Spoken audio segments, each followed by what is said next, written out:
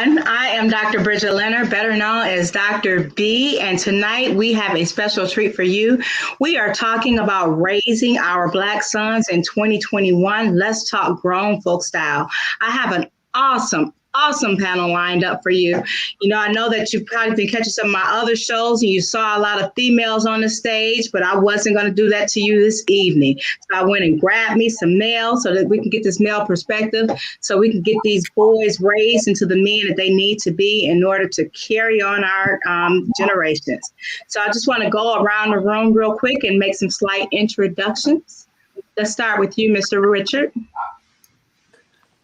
Good evening. Hello, everyone. My name is Richard Winfrey. I am a mental health advocate and a co-host of the Mental Matters podcast. You can find us at www.mentalmatterspod.com. Thank you.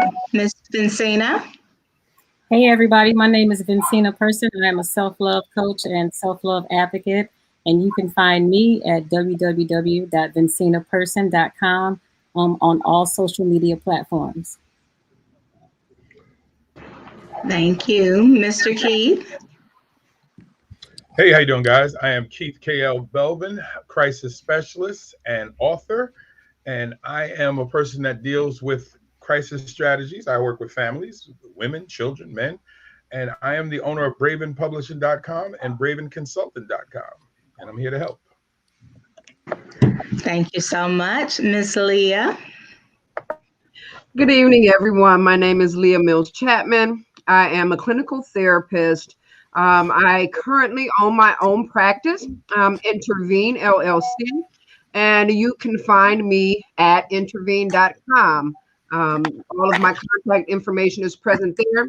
Dr. B, thank you so much for allowing me to be a part this evening. Thank you so much. And last but not least, the man with the fur collar, Mr. Otis. Appreciate the invite. Otis Bellinger, founder, director of the Building Better Men program, and the owner of the Building Better Men Counseling Services, LLC. And I do not subscribe to hunting animals. I just want you to know that. That's okay. All right. Sorry, you guys that are out there on the stage, out there in the audience. We just had to pick with Otis. Today was one of Michigan's warmest days, and he decided to come with the fur collar. So we just had to pick with him, starting off a little light because we're about to get into some heavy stuff here. I just want to kick it off. I just want to ask one question, and it's kind of piggybacking off of the show we had last week when we talked about strong Black women. One of the things that we discovered during that show is that, especially women, we are good at raising our daughters, but nurturing our sons. And I just want to ask the panel, what do you think about that concept?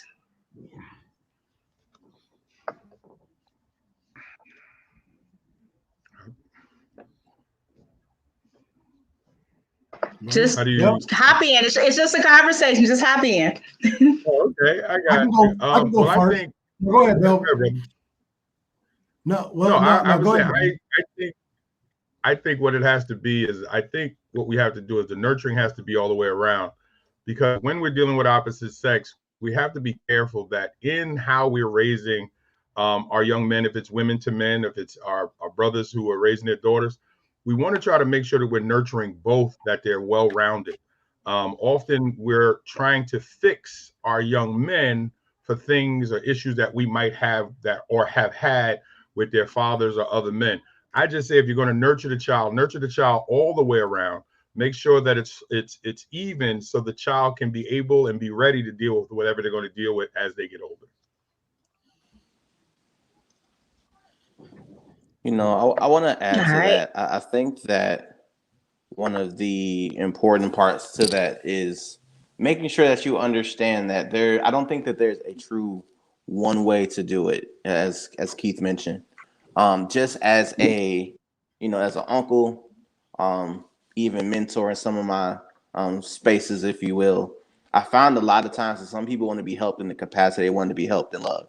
So it's really understanding what their, for lack of better terms, love language is.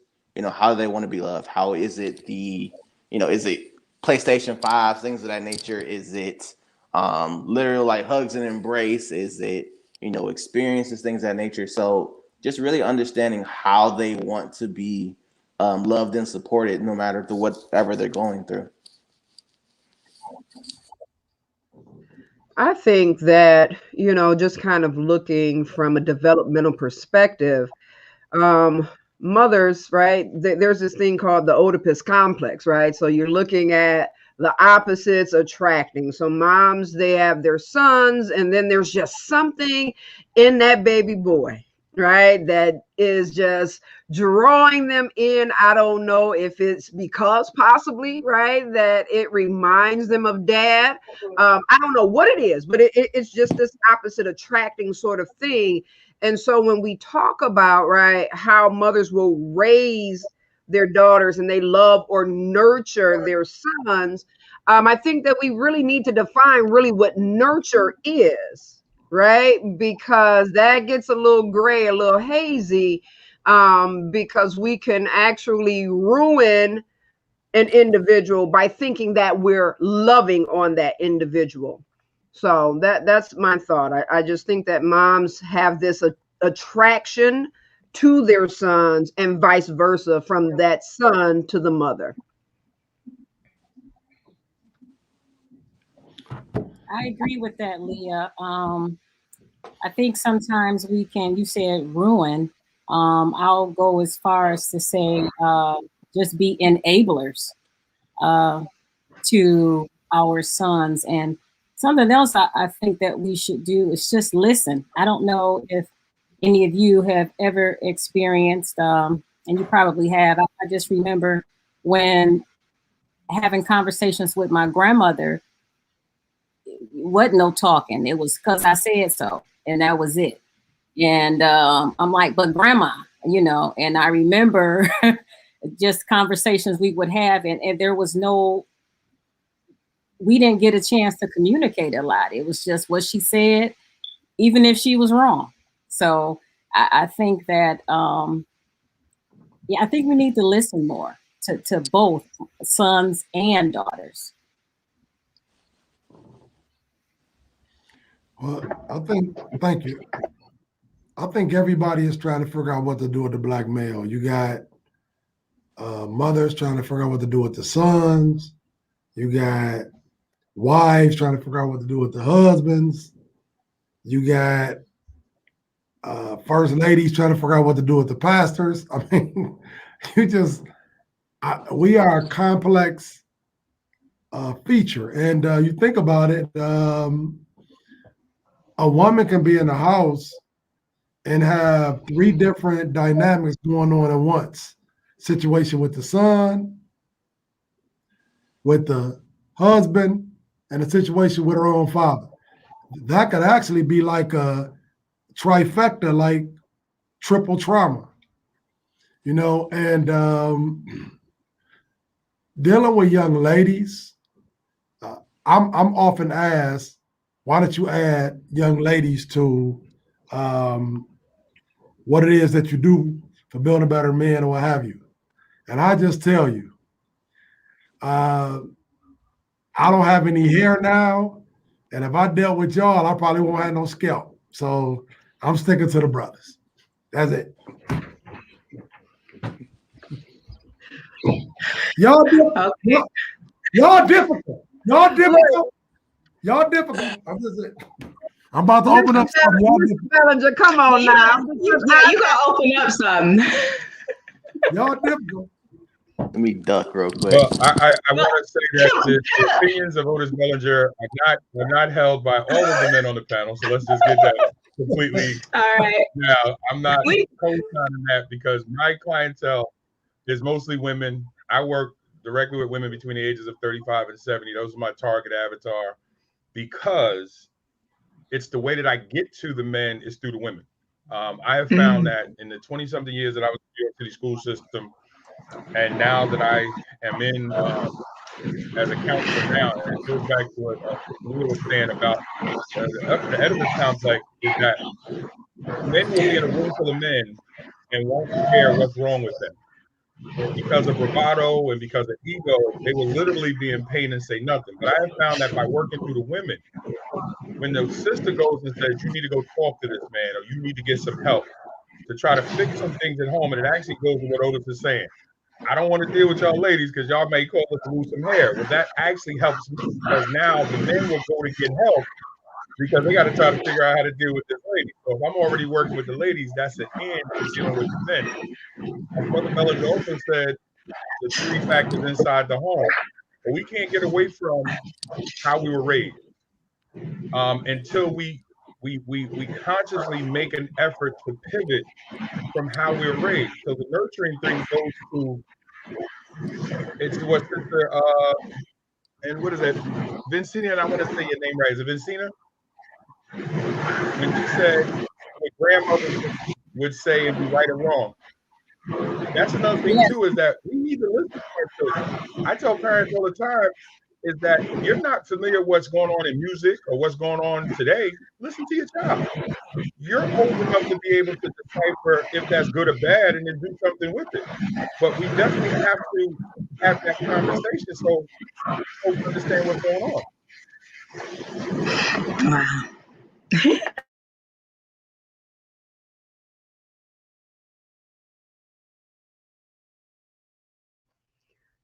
Dr. B, I think you're on mute. I call myself muting you guys and muting myself out. I just want to, for those that are out there, I just want to say thank you for joining us. This is Dr. B Presents Raising Black Sons in 2021. Let's talk grown folk style. I have an awesome panel. If you know of anyone that needs to hear this talk, please take time to like and share this video so that they can be in on it. We do have a question from the audience panel. One of the young ladies is stating, can you elaborate on loving a child and ruining them? Does anyone want to take that on? Hold on, can you repeat that? Can you elaborate on loving a child and ruining them? Well, I could say this. If you love a child, you would then begin to understand that you have to discipline them.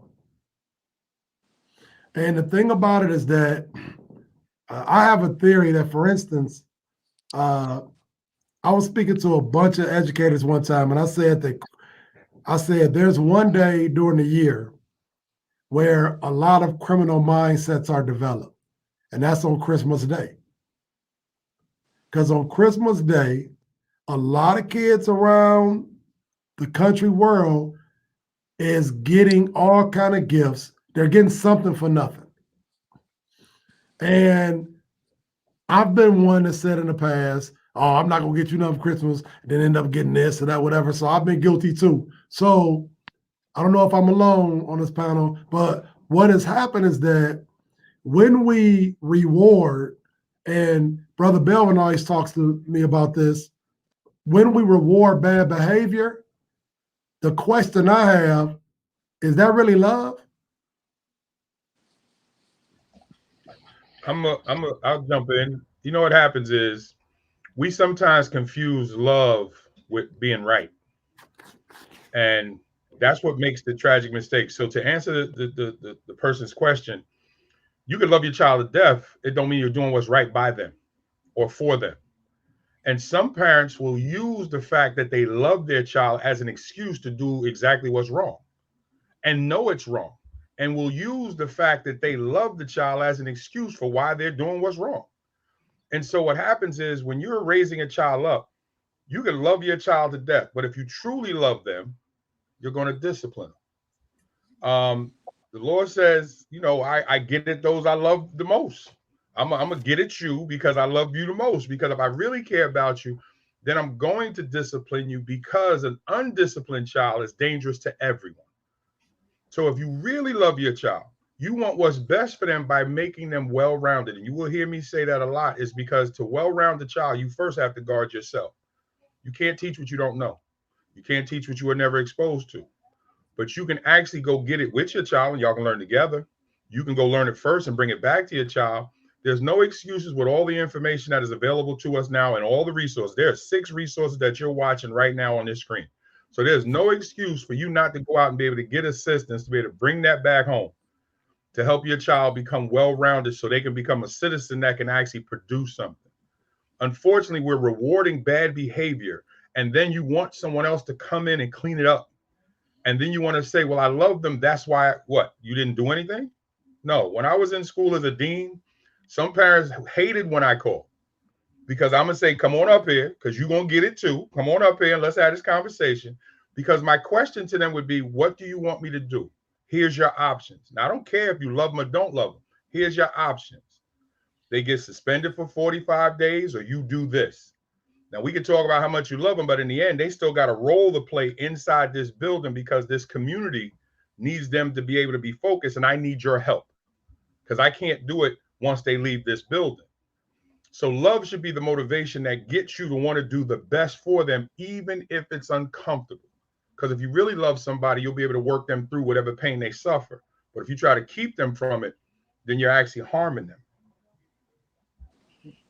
Yeah. Mr. Belvin, I think I agree with that. When I was sitting here and thinking about, the three facets that you talked about, and even what the question was that came from the audience, love and ruining, right? When I think of love, I think of facilitating a learning opportunity, right? Love teaches, it fosters responsibility, and it also allows for failure.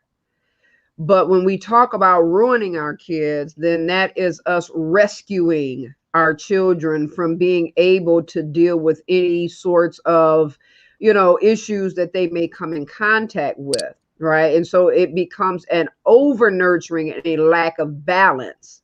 Mr. Belvin, you spoke about like the rewarding of certain types of behaviors.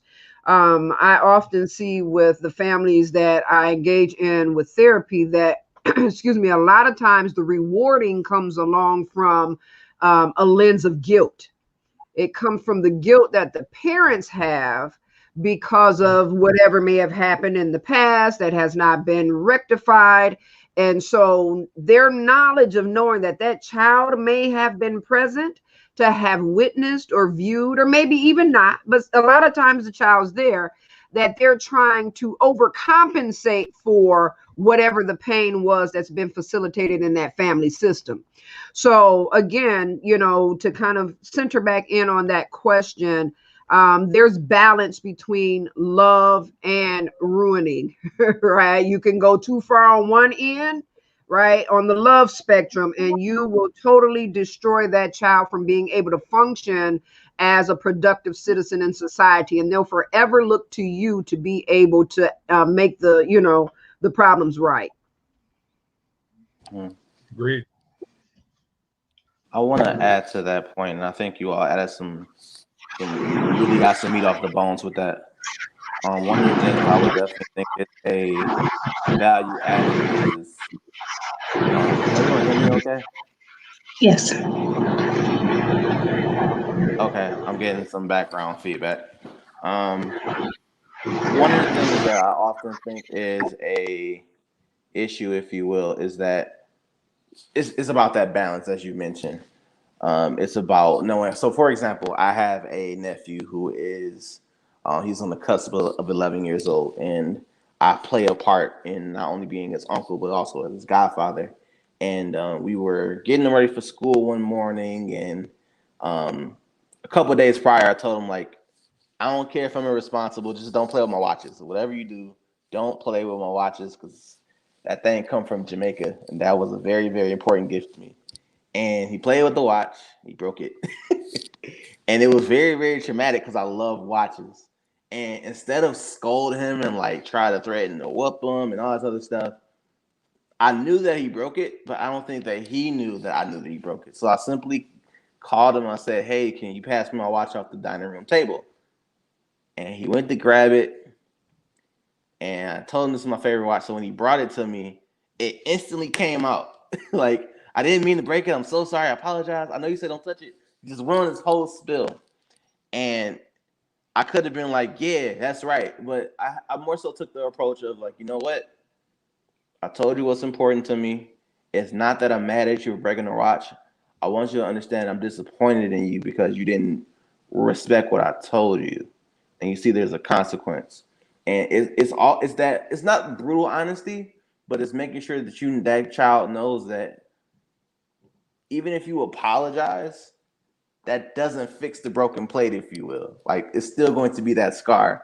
And it's showing them, just kind of enforcing those lessons and making sure it comes from a place of love. And it's like, I'm doing this because I want you to later down the line understand why this is the problem. I'm your parent, I'm your uncle, I'm your whoever.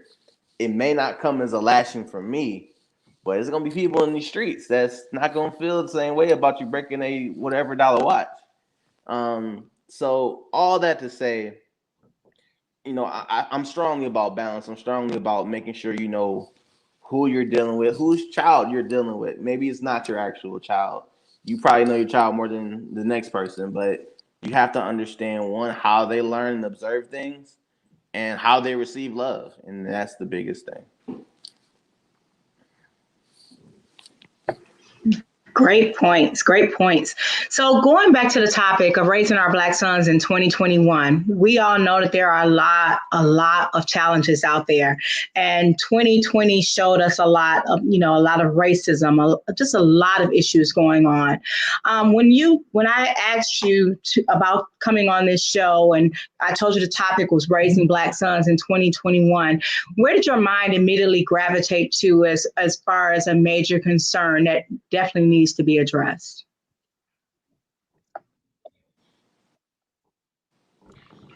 My mind went to the carceral system, juvenile justice, right?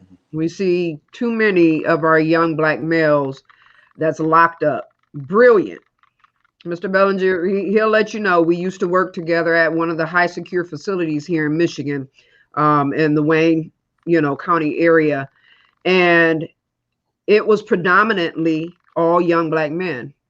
And when I say brilliant, I mean brilliant, from art, right, to literary insight. Like, it didn't matter. Like, it ran the gamut, just brilliant young men. And so then it begged the question as to, why are you here?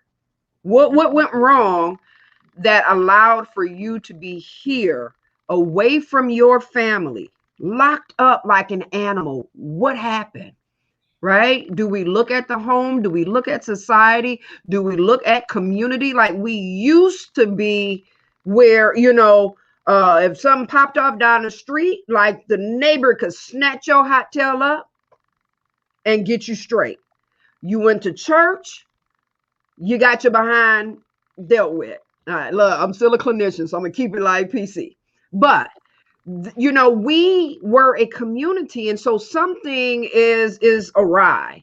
And so my mind immediately went to the faces of young Black men looking through small boxes like this every night, when I got to go home back to my family and they were still there in the cold, crying without their parents. So that's what really penetrated my heart when you asked.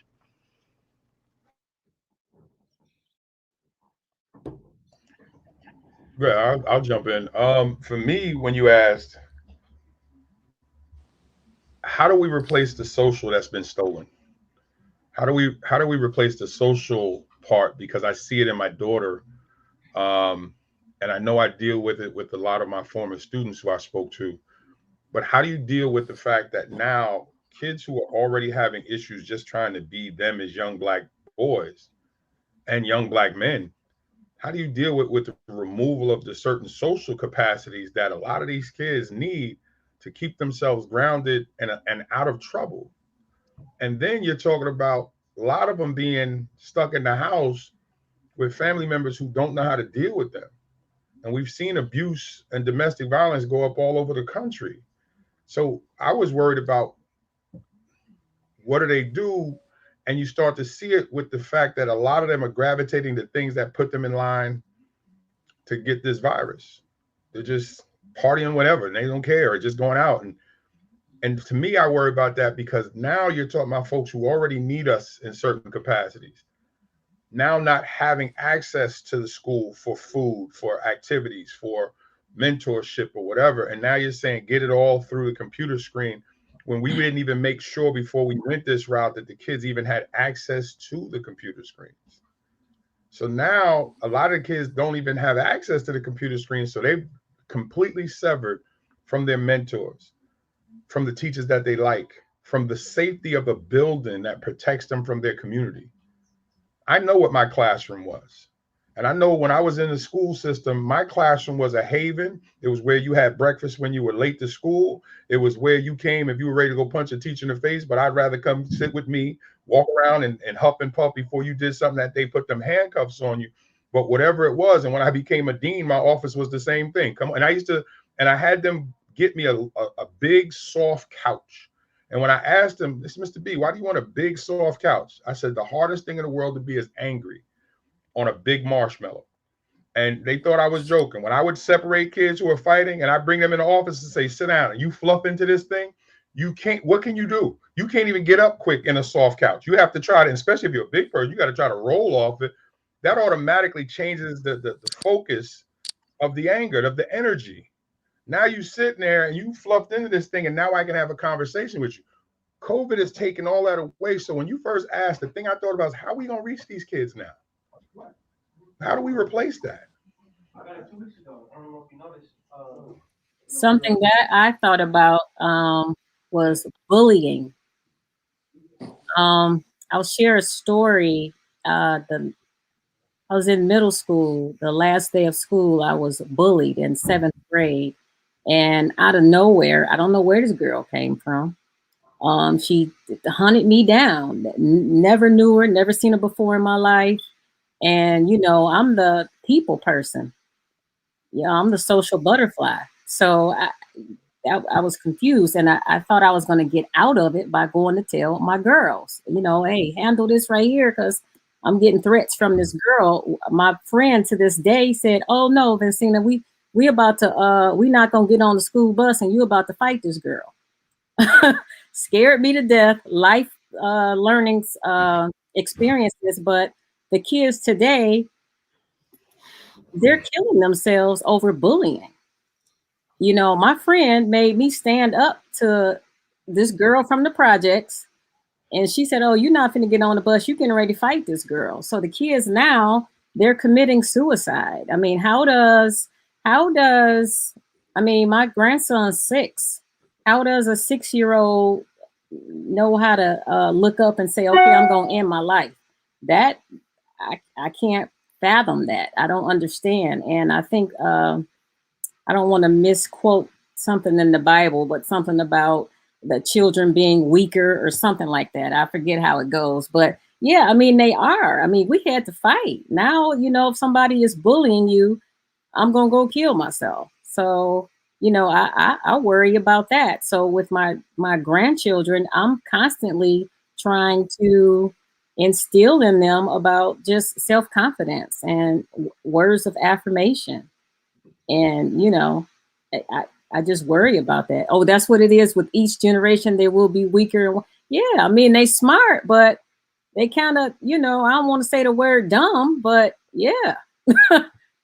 So I don't know. That's, you know, that's something I worry about a lot. You just, you know, they give into this pressure, and it's so great that they want to end their lives. And I think that's tragic.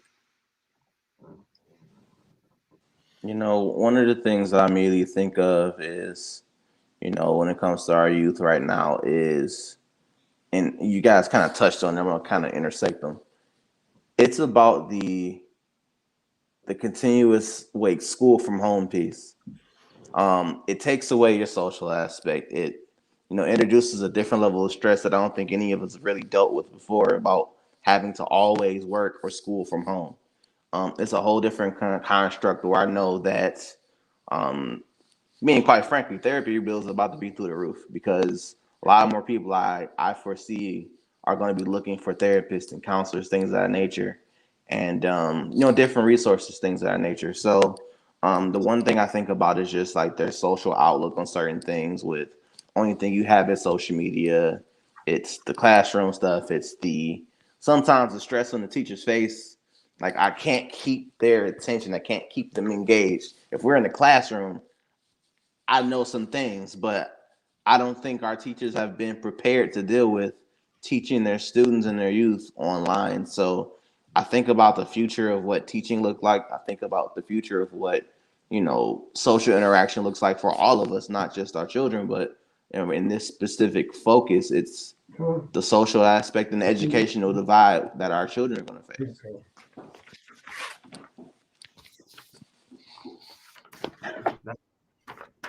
This one is more of a. When you mentioned teaching, Richard, that, also brings me to not all educational systems are predominantly Black instructors in urban areas, right? And not all young Black males attend urban school systems. Some may attend, right, charter, some may attend suburban, sorts of spaces. And so when you start to look at the demographic of teachers over our children are white female, right?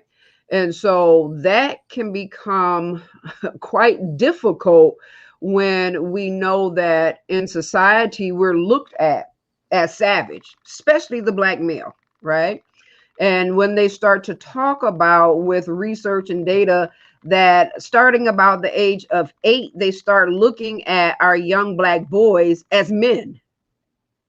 So let's say they start having a problem with a Black man, or the fear or stereotype threat that's been infused in their minds from very young ages, and they deal with your 8-year-old baby and they see him as a man and not as a little boy that needs assistance, then now we start to begin to see the abuse in the classroom. We start to see that fast track of our babies, right, from the educational space over into, right, the carceral space. And I know I keep touching on that, but I mean, I don't know if we really understand just how dire this situation is, because we have good young Black men with great promise and they're being broken in school. And so, we have a huge problem on our hands. And I think that, some more advocacy from us, from parents, we need to build them up to make them feel more strong and able to articulate their thoughts and their pain when their children come home, making them, aware of what these systems look like. The EI classrooms, I call those the holding cells or the tanks, right? Right before they start getting locked up, they're going to write your baby an IEP, right? And that IEP is going to get them into a special ed classroom. Instead of them really working along with that child, they're trying to shift them off because they don't want to deal with their behavior because they're afraid of them. So, we definitely got an issue on our hands with the educational system and our sons. Lee, I'm sorry, Lee, you're 100% correct, because I once got written up because I didn't suspend a child and I spent an extra 10 minutes counseling when he had gotten to an altercation with a teacher, verbal altercation. And then upon research, the teacher started it, let's just say it that way. And when I said, I went to the kids to get my information, I was criticized by fellow colleagues. Well, why would you take the kid's side over the teacher? I said, I didn't. I took the side of righteousness because I'm a man of God. And I put them in a position where they couldn't argue with that. But I took the write-up. It's not a problem. I don't have a problem with that. But you're 100% right that the systems, the school systems, are railroading our kids into the prison systems because there's an economic piece. We know that.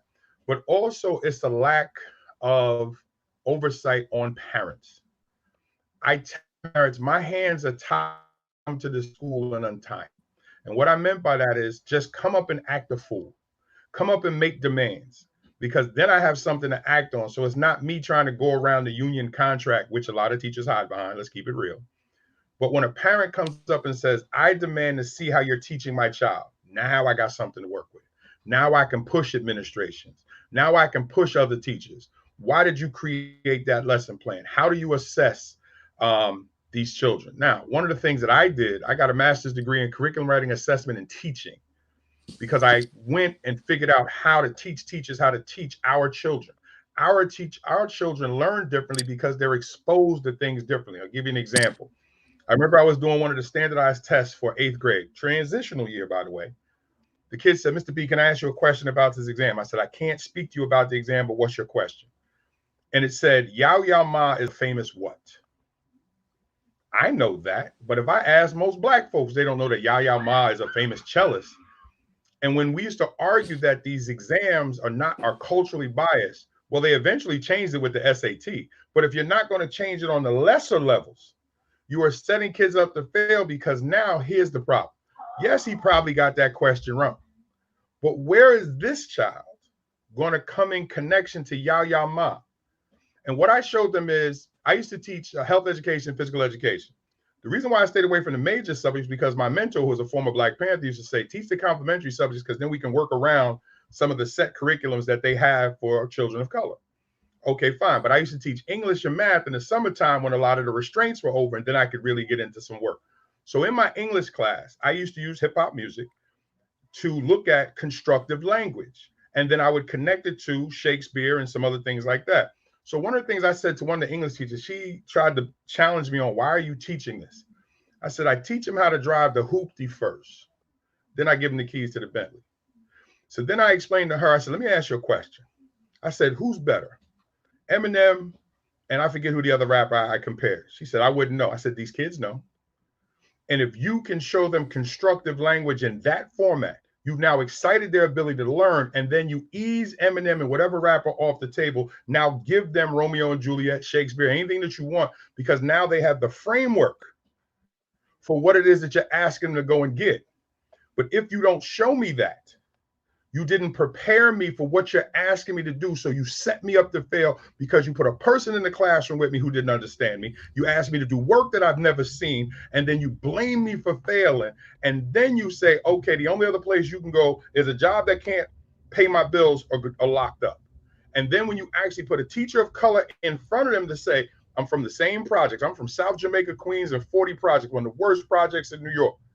But I'm in front of you with 4 degrees. So am I an anomaly, or what I could be if you actually gave some of these kids a chance?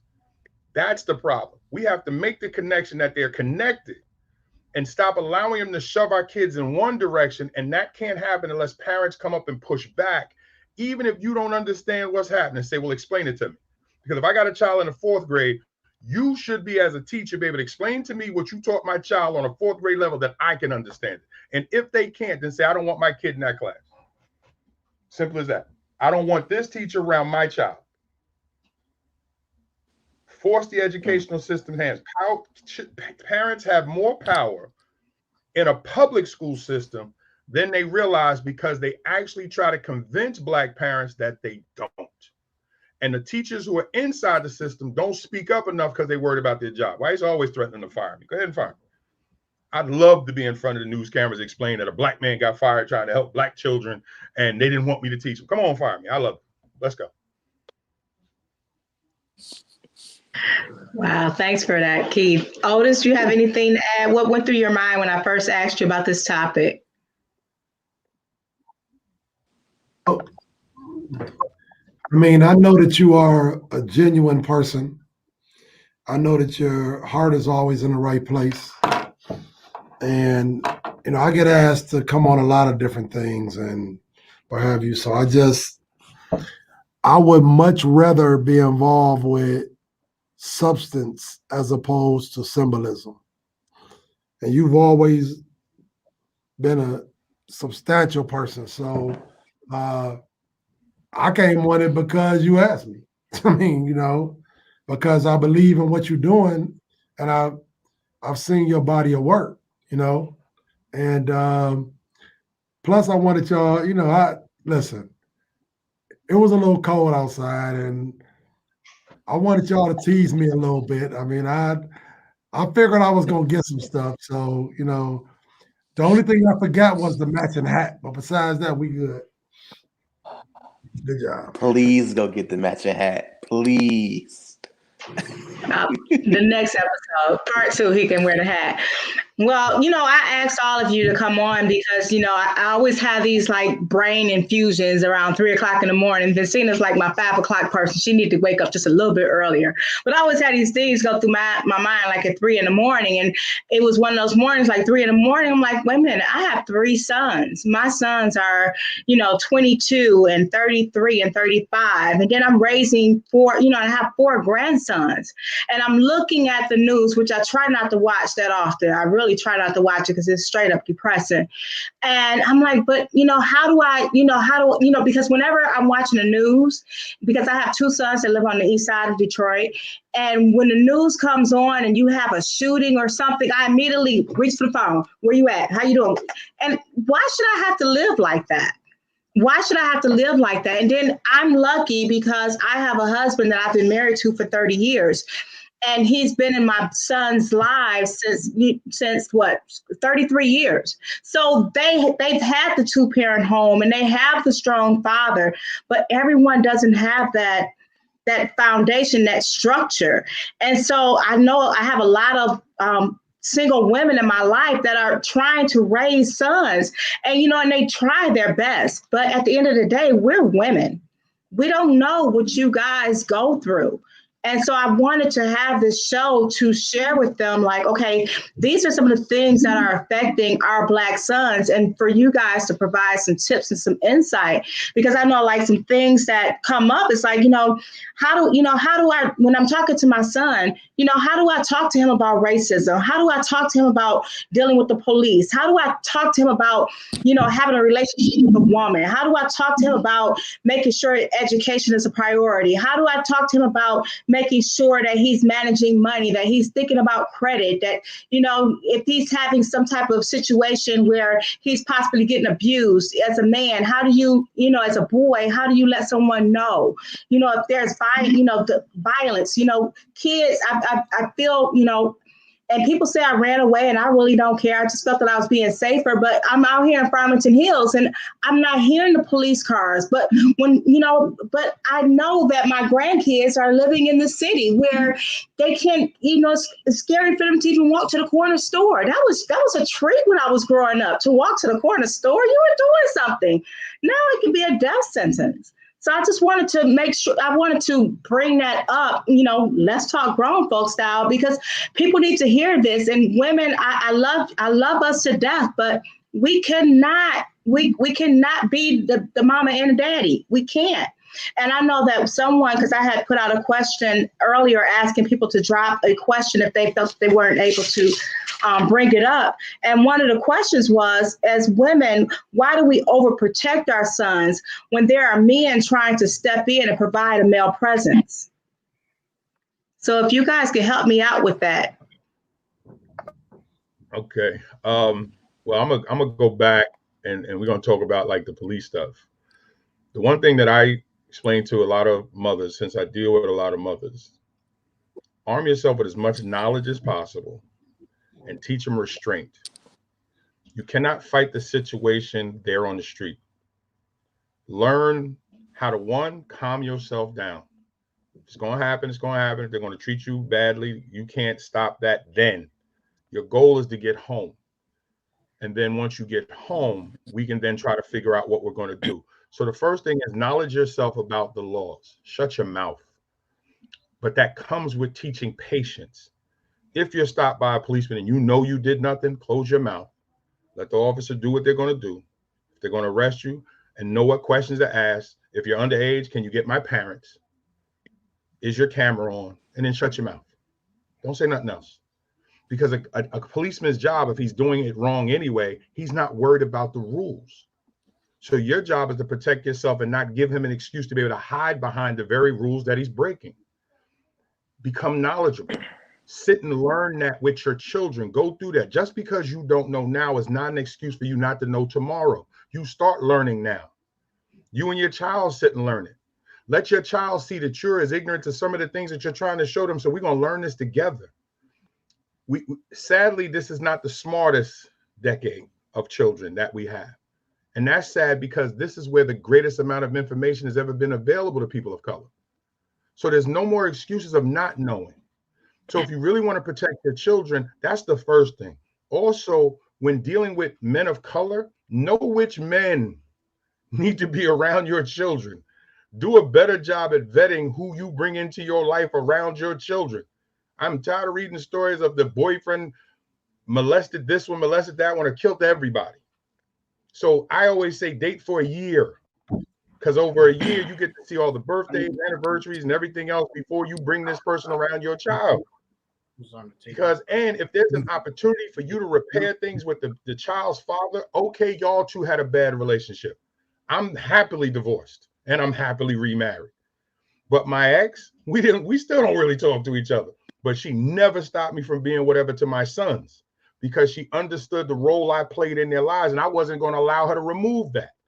Men also have to learn how to buck up and close their mouth and be like, honey, can we just work on these kids and just deal with the kids? Because most mothers out there would love for the man just to step up and go, I want to take care of my kids. They don't have to be anything to them. Just be whatever for your kids. Men start to think that if I can't be with her, then I don't want to be with the kids. That's stupid. Be whatever you need to be for your kids and make sure she feels comfortable with that. And you know what? She's good with that. The problem is some of us, when we do that, we want to sneak back over and try to knock down moms at the same time. No. Take care of your kids, because the kids have to know, one, that they're protected. Two, that somebody's listening to them. And we can't do that if we didn't teach them how to be able to set the platform before we get there. Often we're on defense before we get there. Well, your son did this, your son did that, so this is why the police did that. Just close your mouth. If you got a camera, turn it on, but not if it's in your pocket. Role play that inside the house. You can do that where it's safe. You can say, if you're walking and I'm an officer and I walk up on you, what are you going to do? And he reaches for his pocket, don't ever do that.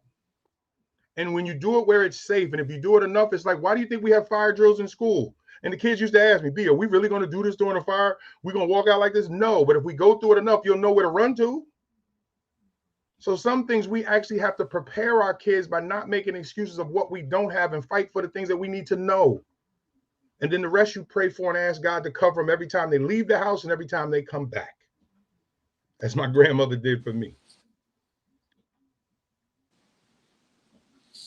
Yeah. You know, I think back to my childhood, and I think about the fact of my parents. My parents dealt a lot with addiction. They dealt a lot with drugs and alcohol. But one of the things I can say remained consistent is how much they valued my life and my future, regardless of their addiction. Now, granted, I don't know what y'all define as perfect, but that wasn't it. But I seen the admiration that my dad had for my mother. I seen where my mom was like, not so much, you crazy. And, you know, I seen situations where they literally fought. And so I remember, and this may be a very, very off-topic story, but I remember a day when my father was getting high, and he had mentioned that he was like, son, I'm about to get high, quite frankly. I don't know what time I'm going to get up tomorrow, but I know you got to take the bus to school. So if I'm not up when you get up for school, my coat, my pants pockets hanging on this hook, take what you need, do what you got to do what you got to do for yourself. And it was one of the most awkward interactions I think I've had with my dad when he was alive. But what I later found out is that, you know, parents can only do what they know and what they practice.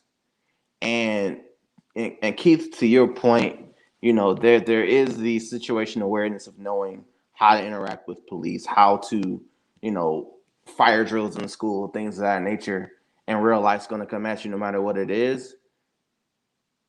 I think part of that is making sure that your child understands, like, hey, listen, life ain't going to be perfect. Life for me ain't been no crystal stair. I think that was the poem, if you will, or that was the phrase in the poem. But you're going to have situations that are uncomfortable. You're going to have moments that are just difficult, things of that nature. But it's understanding where to find that assistance and help at that's going to make you into the well-rounded child and eventually that adult. You know, some people may not be as, and this is no knock when I say this, some people are unfortunate enough to be able to get out of the hood and go to Farmington Hills. I spent the year there and I was just like, nah, this ain't it. you know, they got problems out here too. They might not be the same problems. They got problems. But it's learning how to be where you are, navigate those spaces, and you know, at the end of the day, if nothing, all else fails, like Keith, you nailed this on the head. God ain't never let me down. I'm still here because of him. So, you know, if it wasn't for him, I don't think we'd be having this discussion. So, you know, if you don't believe in the higher power, I get it. It's not for everybody. But I know that for me, my family, things of that nature, even if you don't go to church every Sunday, typically it's a phrase or a quote that I always have to reference back to the Bible. And that's sometimes what even got me through as a, you know, young man growing up.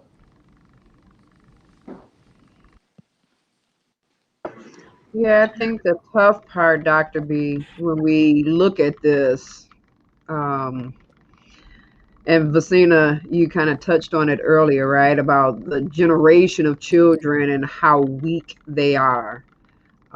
Super smart, savvy, I mean, on point a lot of times, right? But many of them with this weakness, that's their emotional weakness, right? So much is going on in their lives. Like our children are carrying weight, like mad weight. And I'm not talking about drugs, right? I'm talking about stress at very early ages. And with that, many of our kids, honestly and sadly, they don't care about dying. They don't care, right? So you can talk to them till you blue in the face. And there are many that will look you right back in your face and say, looky here, but I don't want to be here. I don't care. You're not living my life. You don't understand what's going on. And again, we're talking about the single parent, right? The one that doesn't have the man in the home. And even when you find mentors, right? If that mentor is not available, like readily available almost every single day to be able to influence and make a significant impact on that child's outlook on their future, you still may find out that that young man, right, is going to struggle. So I would just encourage single mothers to identify, again, as Mr. Belvin said, you don't want just any and every guy in their life, right? But if you have, let's say, some family members that are trustworthy family members, because all family ain't, you shouldn't be around your kid either. But find someone that you know that's an upstanding individual that, you know, will be willing to take out a significant amount of their time. A lot of times it may not be a family man because they should be pouring into their family system and they're going to have the demands of their right wife on them, the demands of their children. And so there'll be that tug and pull. But find someone because that child is going to need someone to strive with them for the long haul. Can't be a one-hit wonder. Can't be. Yeah, I think, Lee, I think you just hit on something that I didn't think about until you said it. When you said the uncle being pulled to try to do in one place and then trying to help out. And it made me quickly think of when we say it takes a village, it can't be one member of the village. It has to be multiple folks doing what they can for the time that they can. And I still do, even though I'm not teaching now, I'm in therapy now. One of the things I explain to parents is if you add up all of the hours of a regular school week, if you place your child with the greatest teacher that school has to offer, that comes out to a day and a quarter, because it's only 6 hours a day. Put it all together, that's 30 hours a week. That is 1 day and a quarter. The other 5 3/4, that child is somewhere else. That child is with parents, that child is wherever. And what we have to do is, whatever your village is, and to the single mothers, and I have this conversation, like I said, I pretty much work with women extensively. You have to try to extend your village as far as you can control, and take the help when it comes, but don't take any help. If there's a program that you can get them into, okay, he don't wear Jordans, well, buy the Huaraches, they're less. After a while, they'll tease him for a week, and then if he can play some ball or he can do something, they'll accept him. But do whatever you got to do to get him in the hands of the people who have proven situations that child could be in. I don't care if it's sports. I don't care if it's arts. I don't care what it is. Get that child in something so a couple of hours they're near or around or up under somebody who can pour into them. That's one thing. The next thing is climb into the arena yourself. Read at the table with your child. Play the video game with your child. Listen to some of the music that your child is listening to. Explain to them why this what y'all listening to? Yes, and don't sit here and try to say today's music is nasty, because I'll go get you some Red Fox, and we can go back and keep naming them. I don't care. Some of those 1920s and 1930s, 40s, 50s, 60s, and the 70s, come on, stop. With some of the nastiest songs ever created. Okay? So, and I'll name, look, if you think I'm joking, go look at Gladys Knight and the Pips. One of Gladys's songs is she's actually professing being the greatest side chick in the world. So just stop it. And the thing is, if that's what they're listening to, okay. Your job is to climb into it so when you're watching it, you can say, but I can show you that Cardi B is hurting. I can show you that Cardi B is torn. What do you mean, Pop? Well, look at this. She's singing WAP. But look at how she's worried about how people think how she looks. So what do you think that does? Talk about Meg Thee Stallion going to college and get a degree. How come nobody talks about that, but they only talk about the nastiness? Now, should she make the nasty music? That's a debate. But the idea is look at the quality of the positives that she's doing, and then you say to your child, I prefer that you don't shake your behind like that. Or to the boys, do you want your woman out there talking about I got that WAP? Or do you want somebody that's out there trying to make it work? But if you don't climb into it with them to understand what they're listening to, what they're watching, you can't curve it. You can't use it. Sometimes the greatest defense is using the momentum of the person coming at you and just guide them. I used to tell teachers that all the time. I'm a big guy. I'm not trying to grab no child and hurt them. Sometimes I let a kid just rush at me and I brush them off to the side, and their own momentum causing them to trip over and fall. I ain't got to put my hands on you. And as a parent, and especially if you got young Black boys, you only have 7 years, 8 years now because of social media. You haven't reached your child by 7 or 8. Some of those nasty behaviors you're going to take the next 10 years trying to get rid of. Don't let your child sit here and play Call of Duty and you have no idea what Call of Duty is, but you bought the game and they killing everything moving, and then you wonder why they're out in the street wanting to find a gun? Or you buy Grand Theft Auto and you've never played it and don't realize that you can simulate rape in some of these games. And then you wonder why they're out here asking the girl to take off her clothes. Or if your child is sat here and watched every Meg Thee Stallion video, every Cardi B video, and then you wonder why he's telling his little girlfriend you got that WAP and you think it's cute, that's on you. We got to use the things that the devil smiles at us with and turn it around and say, but wait a minute. Is that what, do you see your mom like that? And if your mom is like that, well, it's time to make some changes. The idea is that we have the power of shaping the mind if we climb in and decide to do that. The problem is we keep passing it off to other people. The young Black boy is the most dangerous thing on this planet because we've seen what happens when a Black boy is focused. They're already scared of him physically. So they'll do anything to keep him from being intellectual. How many times I've heard people say, oh my God, you talk white. What does that mean? You fell for that? No, I don't talk white. I went to school. I'm supposed to speak well. That's not a compliment. How dare you? But when they want to compliment me on my daughter speaking well, she's supposed to speak well. Her mother speak well. Stop that foolishness. But I can tell you that I wrote a book called From Gigolo to Jesus. And I put all my dirt in it. I put it all out there. All the babies, all the abortions, all the miscarriages. I start off my conversations, how y'all doing? I'm a former whore. Now you take it any way you want to take it. You know why? My wife is in the next room and she wrote the foreword to the book and she know about all of that. Why she's still with me? Because each time she caught me cheating, you know what? She could see a little bit of growth, and then she made the decision. Either it's me or God or the whores in the street. Make a choice. I never had a woman put it down to me like that. And I was like, you know what? I think I'm gonna leave these hoes in the street alone. I'm gonna try to see what this marriage thing is gonna be about. And then when I got married, I never cheated. So I tell folks, you can judge what I was the first 37 years, or you can judge what I've been since I said I do. Either way, I don't care. Because if you read your Bible and you have no problem reading Paul, who murdered Christians, murdered men, women, and children, but you read those 19 epistles of the 26 and you have no problem with it, don't come at me with nothing. So we have to climb in to save our children by putting ourselves at risk by dealing with the things we're uncomfortable with. And if we can get the mothers to do that, now you can hold the men that want to talk to you accountable. Boaz had to see Ruth working before he got with her. He had to see her hitting the fields and go, yo, she out here at night putting in that work. You know what? I think she's pretty good. But what we don't talk about is Naomi pouring into her saying, this is what a woman's supposed to do. Don't be out there shaking your butt. Get that food. We got to eat. And the combination of an older woman pouring into a younger woman and a man looking at her for what she does and not for what she looks like, combined to what? Restoring the grandmother, because now they had a child and now everybody want to be Ruth and everybody want to be Boaz. But no one pays attention to what they were actually being shown when they read those scriptures. That's what we got to do if we want to fix a lot of this. That's true. You know, you're talking about church a lot.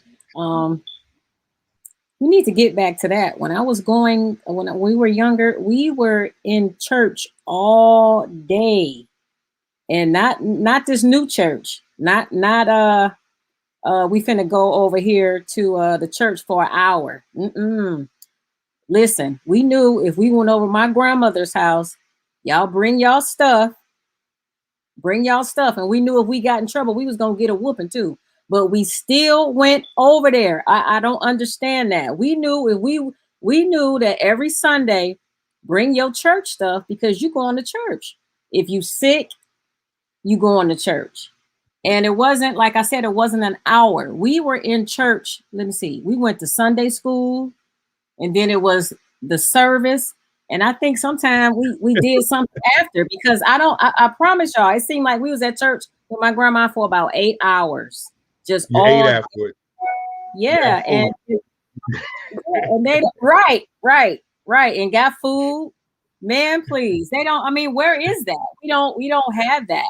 So I think we missing some church in the foundation.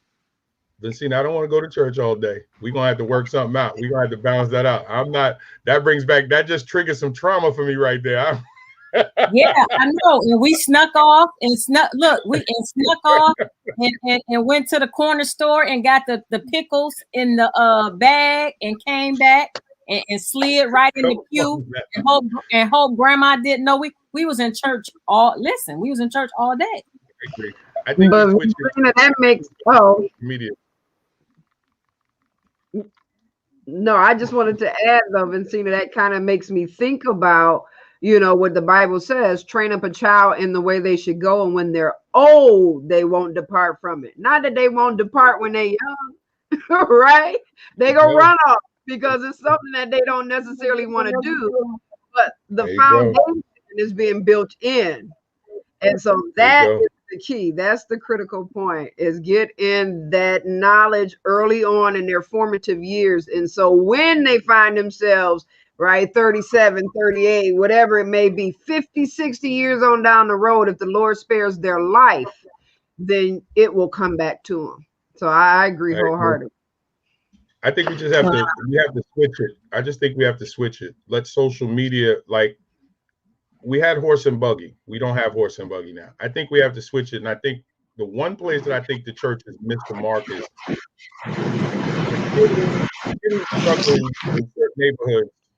the kid who's struggling in certain neighborhoods may not know what's offered at the church. I want to see less in the building, and I want to see more out amongst people. And this is where social media is key. If the devil is using social media, then those who believe in Christ should be using it as well. And I think what we have to do is we have to start linking up with our brothers and sisters who do not believe in the faith and give them reason to link with us and understand that it is not about me promoting the faith to you. It is about me acting on the faith, which drives me, which then opens up the door for you to come and say, well, what gives you that energy? Well, I'm a man of God, so this is what I do. And then if they want to know more, well, then I can fish to them as we out here doing what we got to do. I think what we've gotten away from is we've made it more about church itself than what the focus of church was supposed to be. And that was what Jesus was out amongst the people. And I think in all of the faiths, it is about the service to people that we've gotten away from, because a sister should not have to struggle if she is a member of a strong church, because there should be people that's already there for to support her, and we've lost some of that. And we can reclaim that by what we're doing right here, right now. This is church, if some people want to look at it that way. And there's no reason why, with all the technology that we have, that a sister can at any time of the day or night be able to come into a forum like this and say, can I get some help? And then we do that. What's happening is we're holding on to old ways. The old ways don't pass away. They just have to be reinvented.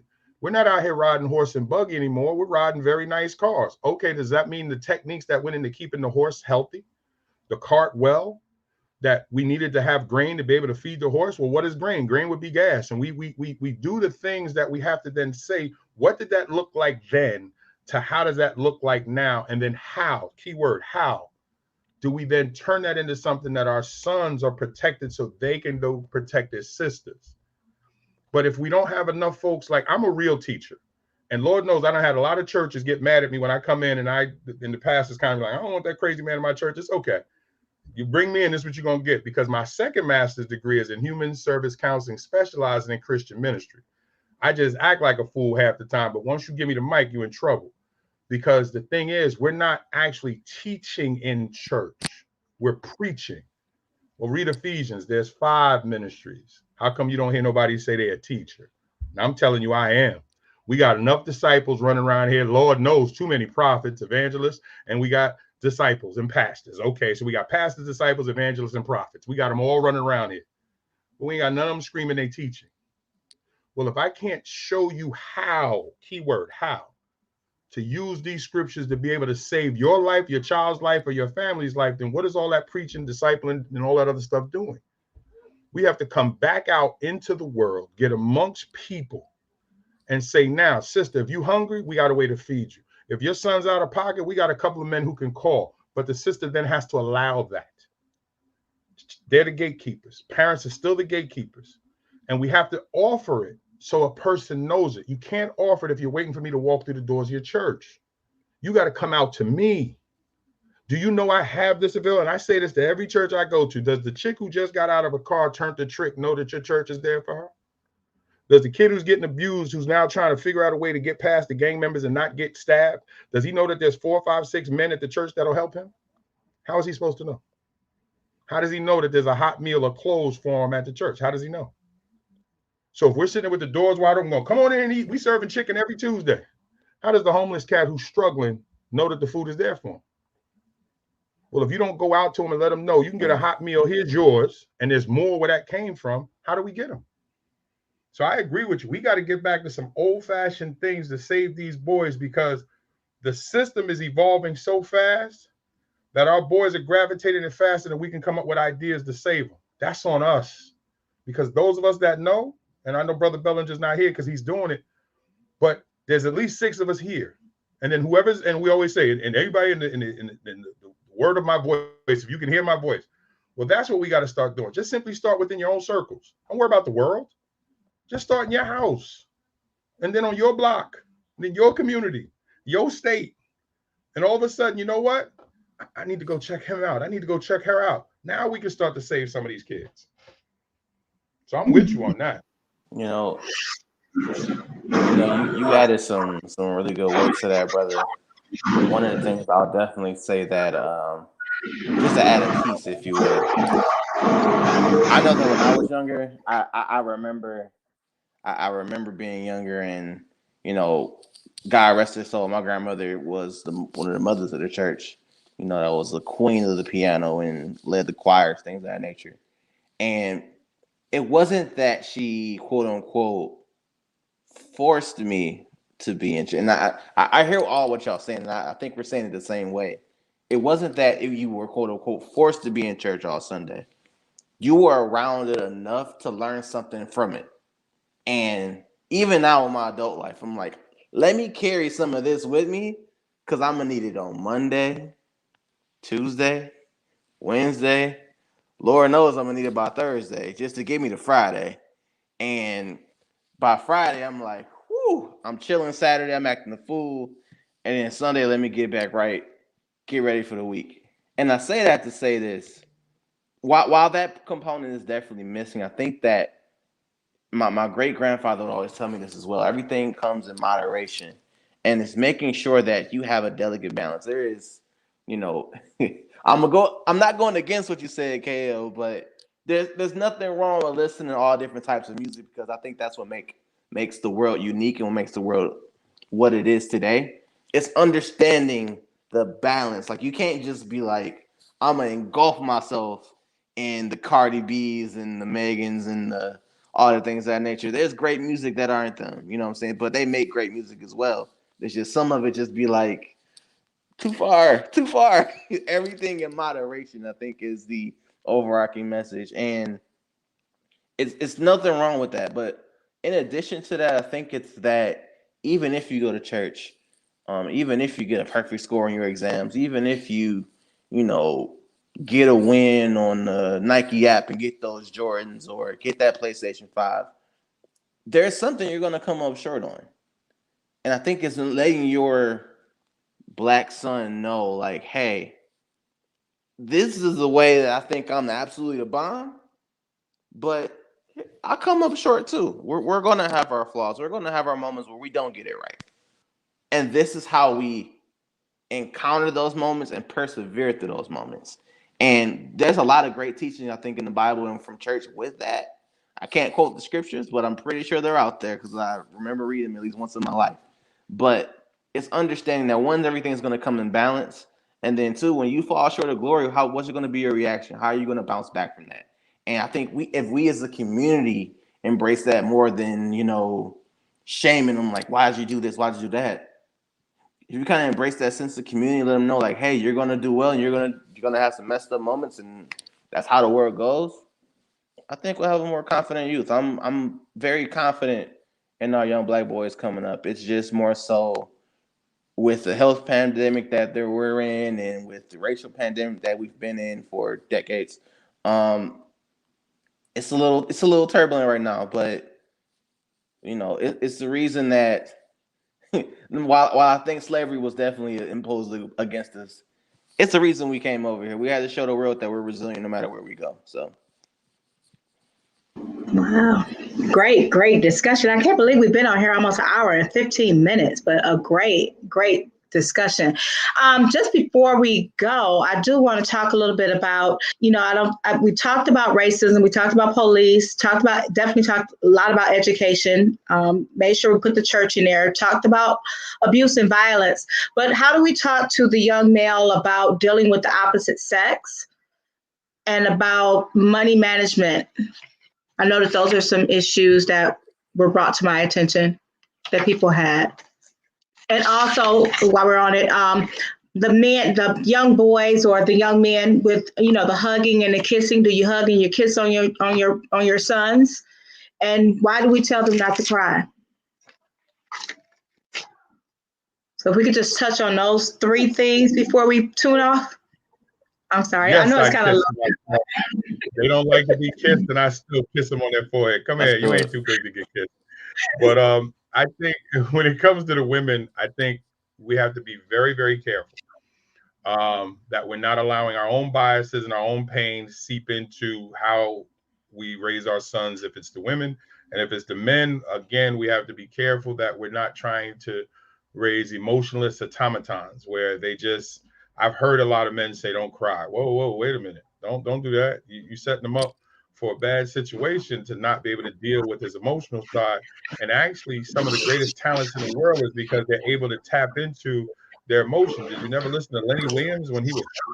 Lenny Williams wrote a 7-minute R&B song, 7 minutes and 35 seconds of him just talking about how much he loved a particular woman. So we don't want to suppress that.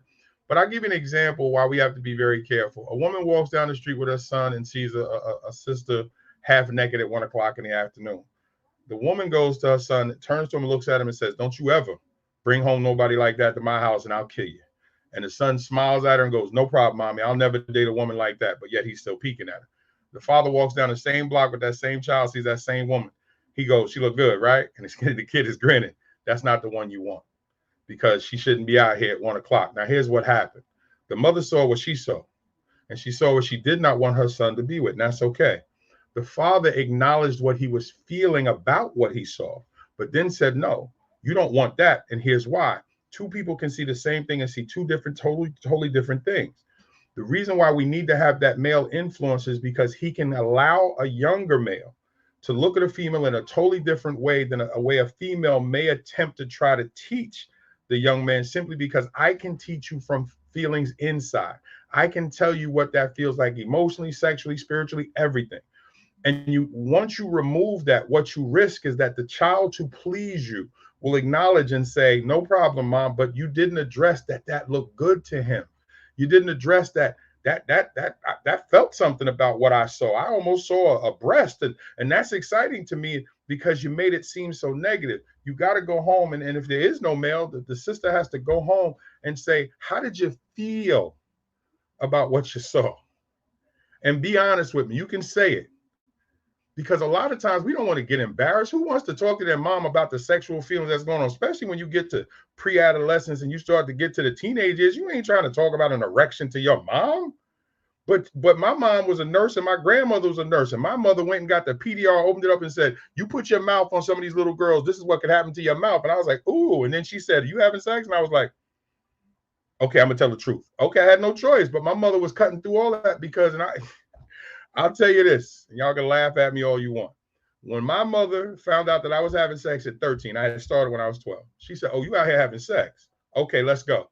She marched me over to the pharmacy, and she said, if you're going to have sex, you're going to go back, you're going to wear condoms. I had no idea what a condom was.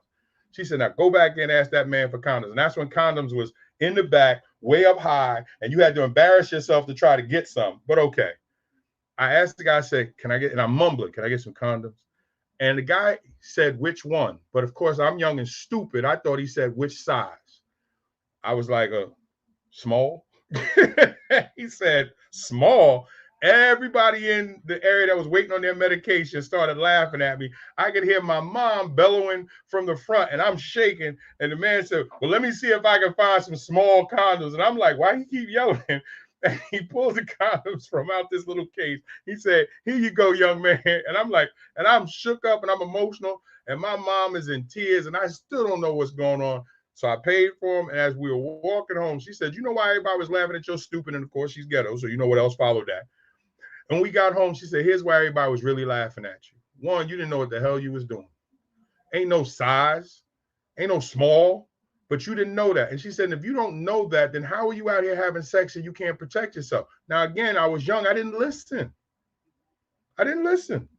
Because I just didn't hear her. She meant well, but I didn't hear her. Because why? I had a child at 14 or 15, I think 14 and a half. So I'm 53 and my oldest is 37 going on 38. Yeah, I was that dude. I wrote in my book. For 37 years, I lived my life my way. The last 15, last 16, I lived it a whole different way. So that's why when I sit and talk with kids, I'm real with them.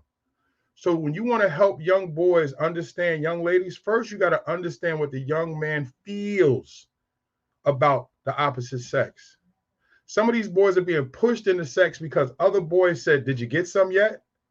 And they don't know what they're doing because they're trying to appease other folks. And the little girls are worse because they don't want to be left out either. So they're letting a boy do whatever. And if we're not having these conversations on both sides, then we actually don't put up a hedge around them to know that you don't have to be sex, that being a virgin is cool. When I talk about the number of women I've been with, it's some ridiculous numbers, 300, 400, some nastiness like that. When I go talk to young folks, you know why I tell them the exact number? People go, yo, B, you was getting them cheeks. No, that's 400 something women that now know what my wife is getting, and I'm not happy with that. But I deal with it.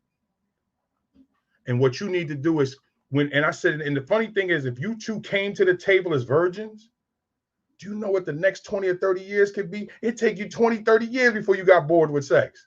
That 2 minutes would be fantastic because you wouldn't have nothing to compare it to. It'd take you 10, 15, 20 years to realize it could last 5, 6, 7, 8, 10, 15, 20 minutes.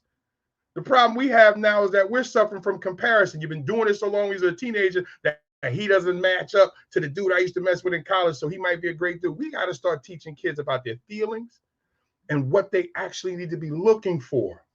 We can't do that if we don't offset what they're already being exploded with. So I'm with you, Richard, when you mentioned about all the various things that we need to show kids everything. We do. but we then have to attach it to something that they can feel great about. That being a virgin is super cool. I say that in my health class. Being a virgin is super cool. You know what that means? Nobody's touched it. Nobody's been with you. Or when I tell a guy, I said, yo, do you know what being a virgin is? Do you know there's some women out there, if you tell them you're a virgin, they be like, really? I don't know. I ain't never did nothing. There's some women that be like, really? But again, we have to have that conversation and be comfortable with it. We got parents that's scared to talk about sex. How are you going to talk about being with the opposite sex when you scared to death to talk about it and you an adult? So what do the kids turn to? Each other, videos, YouTube, pornography, and some of these cartoons that are pornography just wrapped up in animation. So it always starts at home. You catch your son touching and stuff, don't beat him. Don't tell him that's nasty. Have a conversation with him. And if you're not comfortable, then call someone like me. Mr. B, what do I do? Well, first tell him that masturbation is something that's normal, but you got to decide as a Christian if that's something that you're going to rock with in your home. Have that conversation. But we're scared. And that's what happens with these relationships. You see it, ladies, don't act like I'm telling something strange. How many grown men have talked to you and they scared to death? They flipping off more lights when trying to get close to you. Like, grown man, what's going on? They don't want you to look at their bodies. These grown men. Where they get that from? Well, I think a lot of it comes from, the media and imagery. Like you said, it's not conversations that's being had in the home. It's what they are researching because the body is going to speak to you, right? Ain't nobody got to tell you nothing. You see somebody fine, like your body is going to start to having some feelings, and you like, oh shoot, what is this? So you don't have to even worry about all of that. But a couple of things I was thinking about, Dr. B, when you said about the sexuality piece of it, I think that we have to model what a relationship looks like, right? We like to talk a lot to our children about, the do's, the don'ts, the birds, the bees, whatever it is. But our example of what a healthy relationship is just not present. It's not before them. And so kids will, actually watch. We know this, right? They watch everything that we do.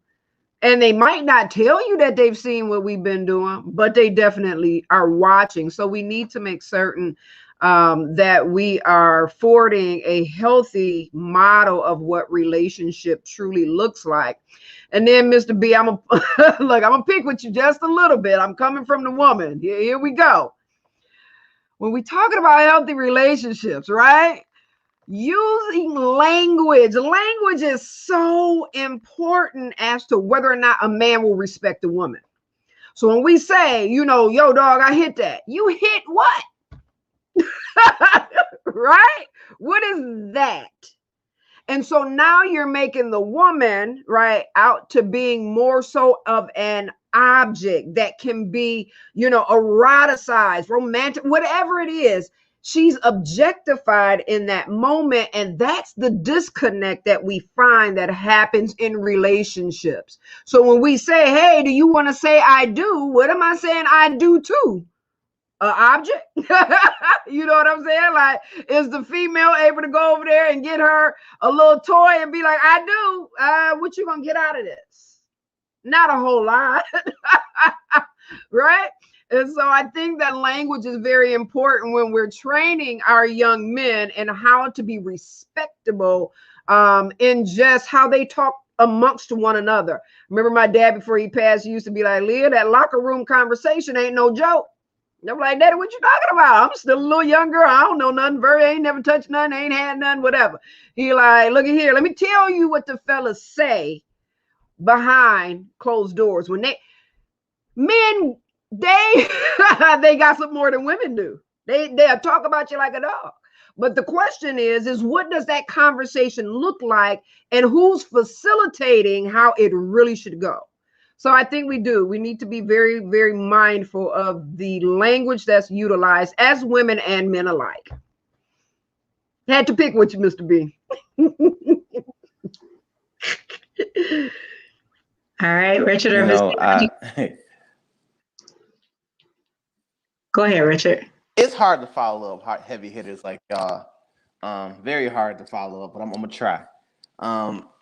Two of the things I think of, and this is where this kind of meet. I know you addressed two different things when it comes to, young boys, kind of going to adolescence and, worried about sex, things of that nature, and getting to know women. But also in terms of, and you guys said it a little bit earlier when it comes to trying to impress people, being worried about what other people think, other people's perceptions about you, things of that nature, whether you demand or not. That whole demand complex is one of the things that we got to find a way to nix that or make that into something different. Sometimes a person is looked at as how broke they are or how much money they're making. This is where I'm gonna kind of tie the two things together. A lot of people may or may not follow this, but my wife and I have looked into this thing called Financial Peace University by Dave Ramsey, and he talks about financial education, getting your finances together, how to live like no one else, so you can live and give like no one else later. And I mention that is because one of the values that he talks about is we got to be comfortable with not trying to buy things just to impress other people.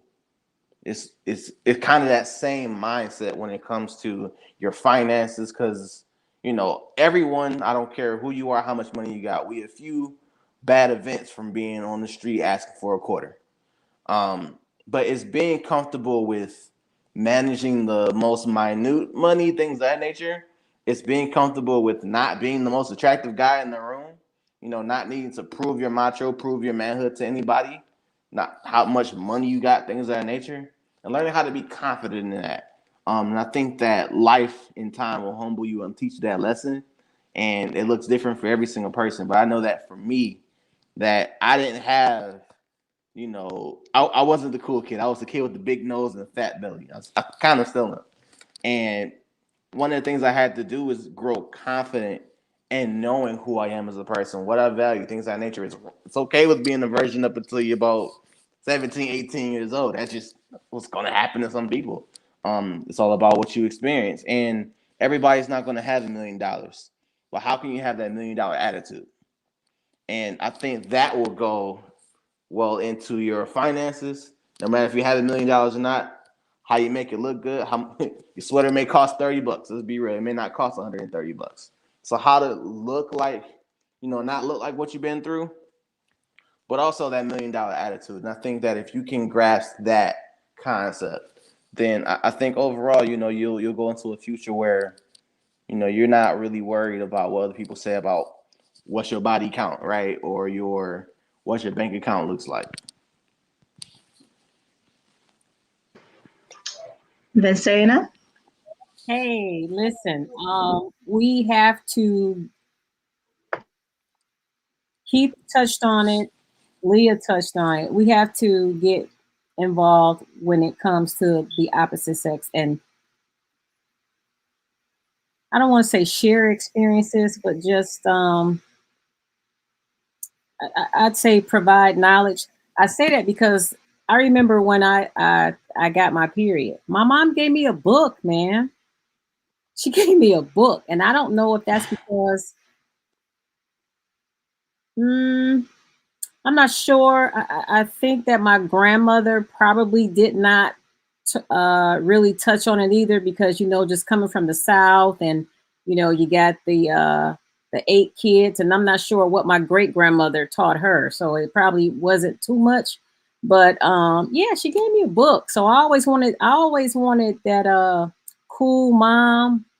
And she wasn't really like that. So I had the cool auntie, but I didn't have the mom that was just, like you said, just sitting there kicking it and talking about it, and she did the best she could, but she gave me a book. So I'm saying all that to say is that I talk to my boys a lot. And sometimes I think it's too much, because sometimes I hear TMI.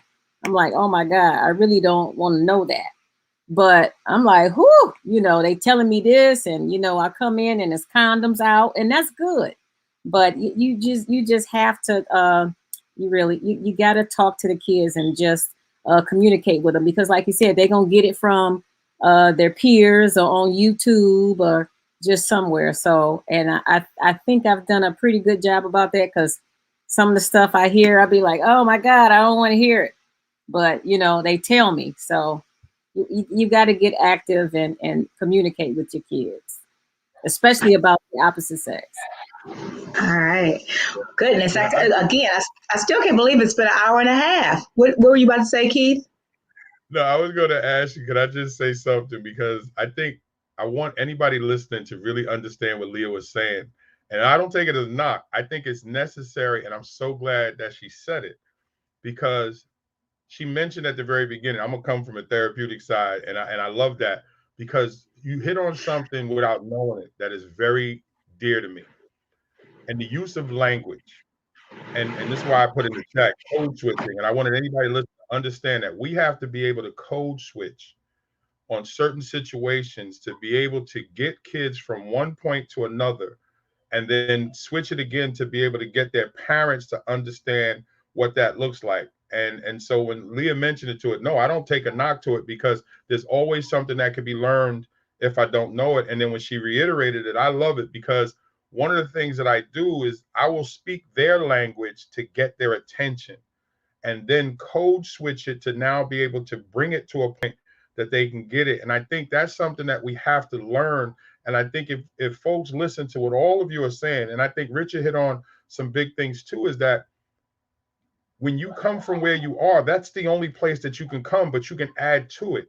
But it's what's the conversation that's being had, and how are those words being used, because they are very powerful. And I'm so glad that Leah mentioned that, because that's something that we really don't know how to separate the locker room talk. And that's one of the things for me, is that I always created a haven for kids to come, because some kids are not going to give it to you in the circle.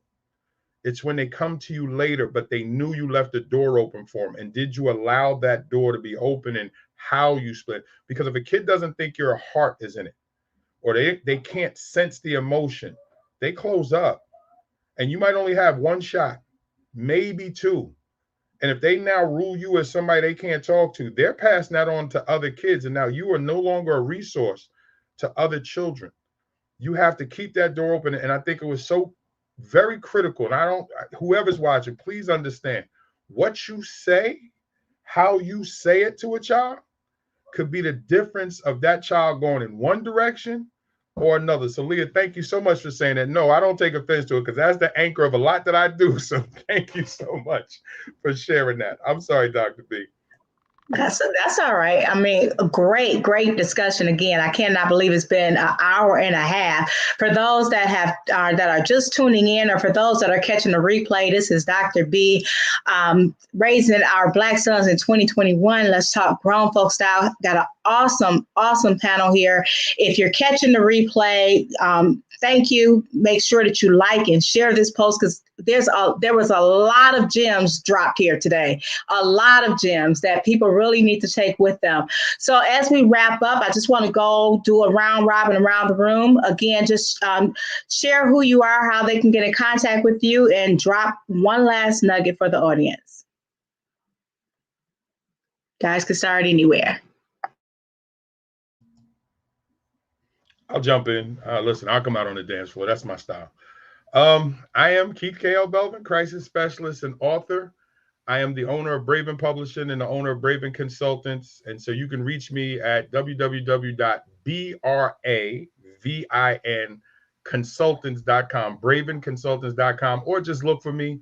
I'm on all social media sites. Just look for Keith K.L. Belvin. You'll find me. Reach out and we can talk. I want to leave anybody listening this. Do something. It's no longer acceptable to sit back and do nothing. To save lives, you have to be willing to risk life, because where the pain is and the problem is and the devil sits, we got to be willing to go there and bring the light that the Lord gives us with us. If we do that, then we can be the light for a lot of kids and a lot of young men who just don't believe that there's any light for them out there. So I'll leave with that.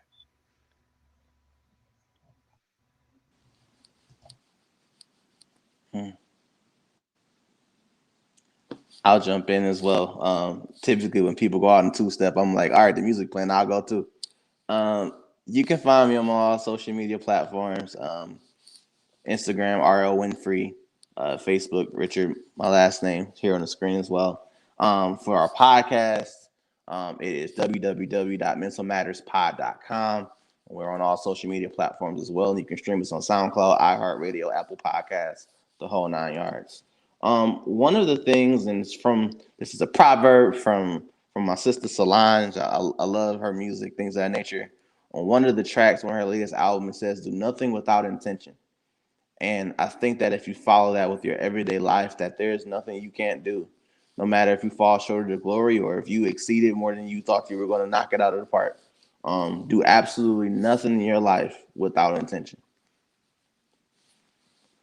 Hey, it's a follow-up on that. This is Vincina Person, and I am a self-love coach. And you can find me at www.vincinaperson.com. And it's Vincina Person on all social media platforms. And what I want to just leave us with is just be open to communication.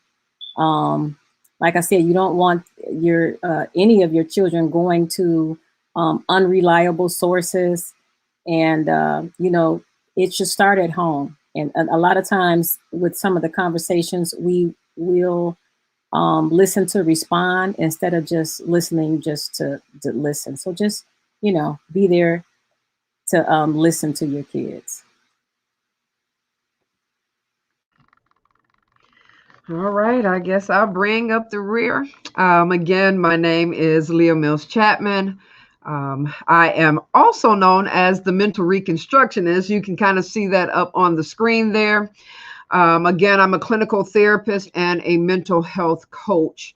I have my own private practice, and it is Intervene LLC, spelled a little, you know, funky, just a little bit. Capital NTERVENE.com is the website, and you can definitely find all of my contact information there, including all social media platforms. And so what I would probably close with is, before you can look at healing what's been broken in your son's life, you may want to first heal the child within. And I think that when that is done, you can then be able to see even more clearly what you might be missing in your son's life and your daughters. I know we're talking about just our sons, but just our children at large. You'll find that you'll be able to connect and to build healthy attachment. And that way you can pour into them to the point where they'll be willing to listen. And so I'll end with that, Dr. B. Thanks again. This was awesome. Oh, well, again, thank you to each and every one of you. For those that are out there, again, this is Dr. B, Raising Black Sons in 2021. Let's Talk Grown Folk Style. You know, I created this forum, Let's Talk Grown Folk Style, to talk about those topics that are usually considered taboo, things that people need to talk about but don't want to talk about.